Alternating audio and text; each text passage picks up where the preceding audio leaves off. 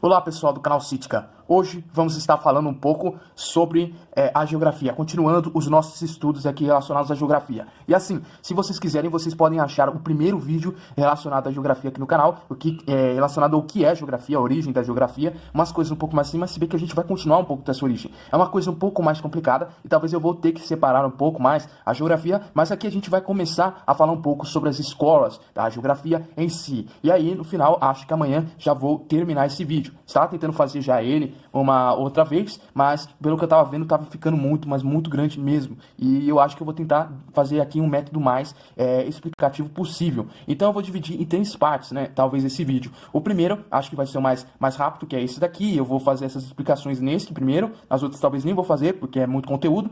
Mas é bom reforçar aqui para vocês. E nós vamos falar um pouco sobre a origem ali e chegar quando ela vira ciência. Falar um pouco sobre a geografia tradicional e depois a gente vai para a geografia ligada ao pragmatismo. Depois disso a gente vai falar sobre 2 vertentes que acabam indo até para a política, que são a ideia da escola idealista e também a ideia da escola ligada ao realismo, certo?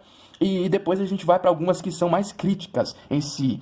E é mais ou menos isso que eu vou tentar fazer. Bem, vamos começar aqui falando um pouco sobre essa evolução.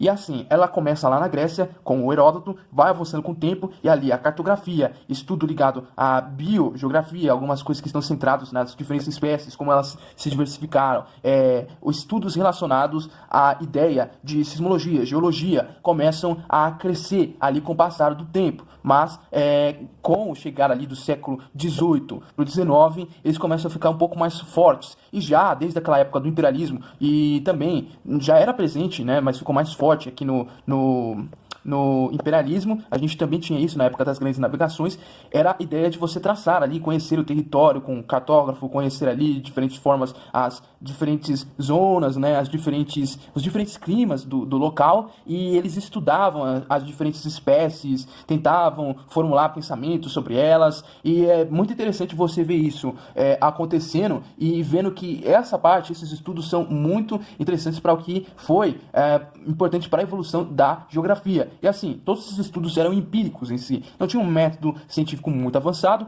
mas com o tempo eles foram tomando ali corpo dentro da sociedade, e com o passar do tempo, na sociedade europeia, ela começou a se desenvolver de forma mais forte. E foi no século XIX que ela começou a se diversificar um pouco mais e realmente ali colocar os alicerces para o que seria nos dias atuais a geografia, essa matéria tão ampla e tão grandiosa que é a geografia. E assim, a geografia tradicional, ela começa com o Hatter e também com o Humboldt e também com o Hednet. E assim, esse pessoal, eles começam a traçar ali estudos um pouco mais especificados. E ali eles desenvolvem 2 vertentes, que seriam a geografia física e geografia humana. A geografia física, ela foi desenvolvida, né, ali pelo Humboldt, e a geografia humana foi desenvolvida pelo Hinta. E foi assim, o Humboldt, ele começou a falar muito de forma descritiva, empírica, como os mais antigos faziam, mas tentando juntar alguns estudos meio que antes separados em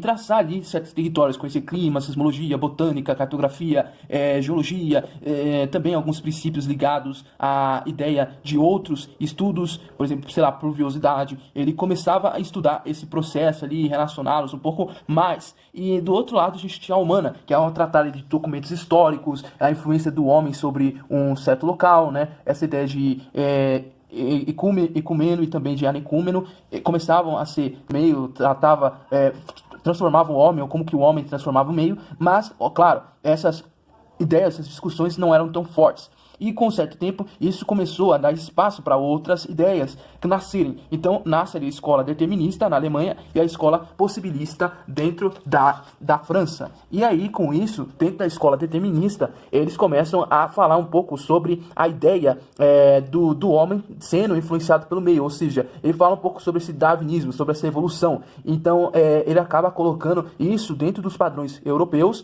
e começa a mostrar ali que certos locais, certos desenvolvimentos ali da região, de forma climática, acaba transformando o homem, seja ali pelo seu fenótipo ou seja pela sua característica de comportamento na sociedade. Mas o que acontece é que também existe a escola possibilista. E assim, a determinista, ligado por Friedrich Hatzel, tem essas ideias, e a possibilista, ligada ali com Vidal de la Blanche, ele começa a falar um pouco mais sobre uma ideia um pouco diferente, que era o homem, ele criava suas próprias possibilidades, ele transformava o meio aonde ele estava, e ele acaba mostrando até que as pessoas conseguem viver em até alguns lugares um pouco mais inóspitos e conseguem transformar essas regiões. E a possibilista é uma das mais aceitas nos dias atuais, que, por exemplo, o Japão é um bom exemplo disso, é um país que tem um local ali que não é tão propenso para a economia em si, mas ela tem ali grande capital que foi desenvolvido através dos seus investimentos, seja ali pelas mais determinadas áreas, seja tanto a privada quanto a pública. Eles começaram a criar ali uma diferenciação para o mundo, fazendo com que eles fossem ali considerados um país, nos dias atuais, de grande desenvolvimento, entende? Então, segundo as ideias deterministas, isso não poderia acontecer.